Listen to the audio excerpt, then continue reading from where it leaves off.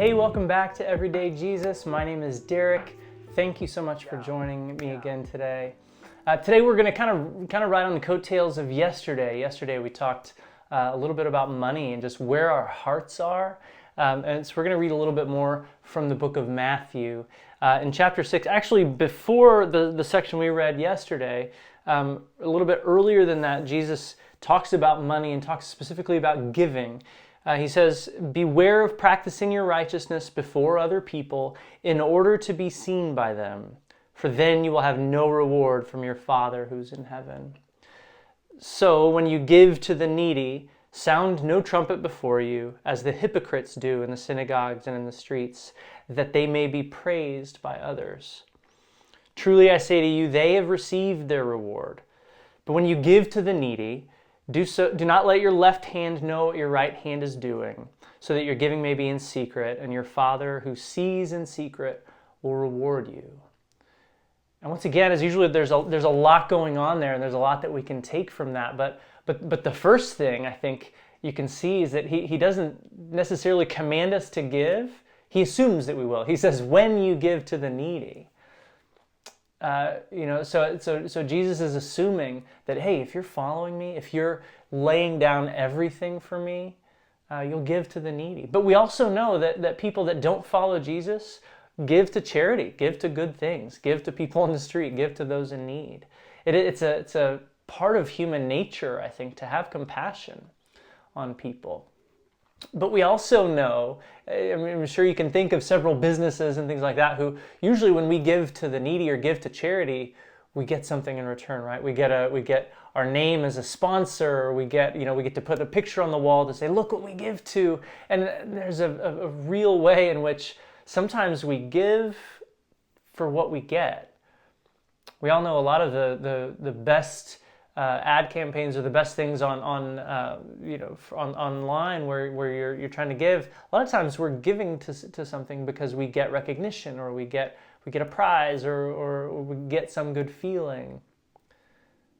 But that's not what Jesus is calling us to.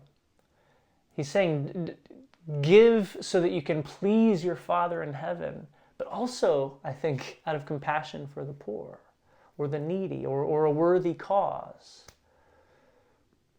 And so again, the question here is, where is your heart?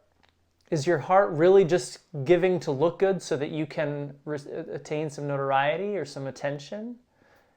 Because then your heart's on yourself. Then who you're really serving is yourself.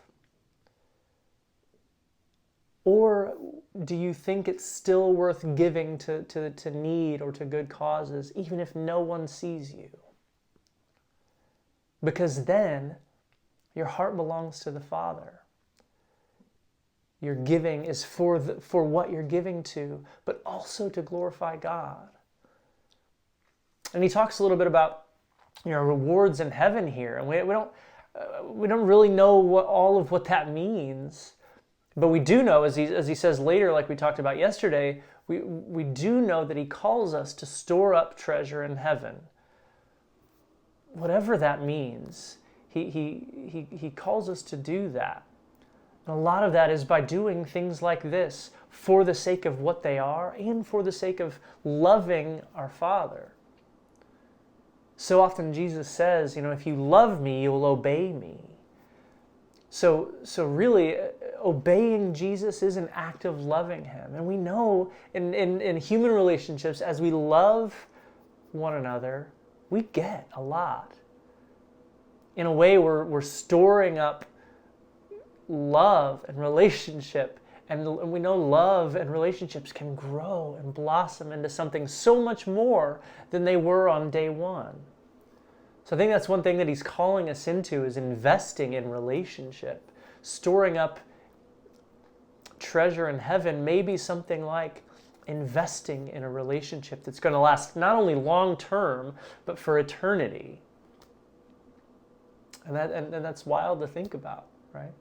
But if that's how we conceive of heaven, and I think that we should, investing in our relationship now that will continue, investing in life now that continues for eternity, or alternately, investing in death now that will end and continue into eternity. Those are the choices that we have. And so as we're talking about giving to the needy, this is another way in which we can give everything, like we talked about yesterday. Jesus' kingdom is worth everything that we have. One way that we put that into practice is by giving and not expecting anything in return. I don't know if it necessarily needs to be, when you give on a GoFundMe, you make sure you give anonymously, and if your name is on it, that's sinful, and that's, maybe. I think there are times where we give to those things so that we can just put our name on the ticker. I'm not necessarily saying that if you haven't given anonymously, then it's void. But be careful why you're doing it and what you do.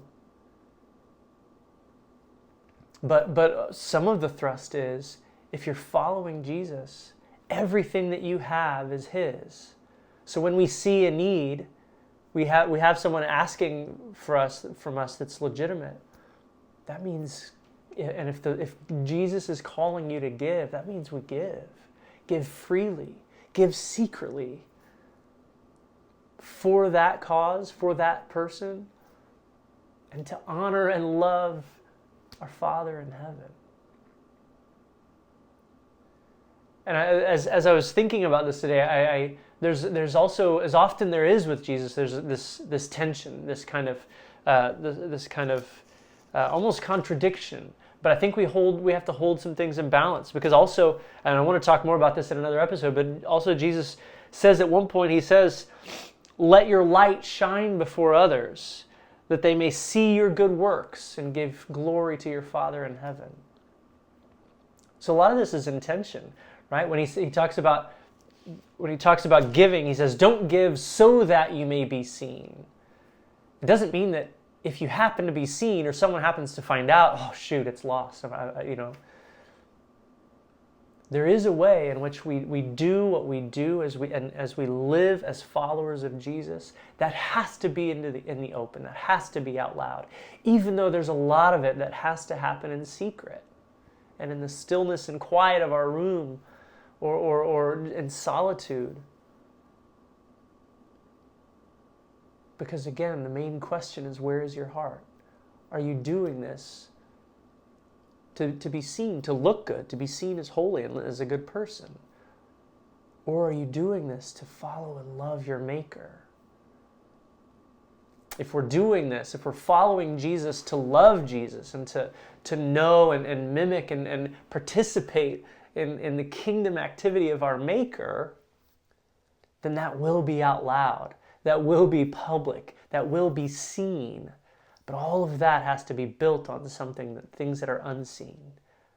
The work and the presence and the being with and the abiding that happens in the stillness of solitude with God.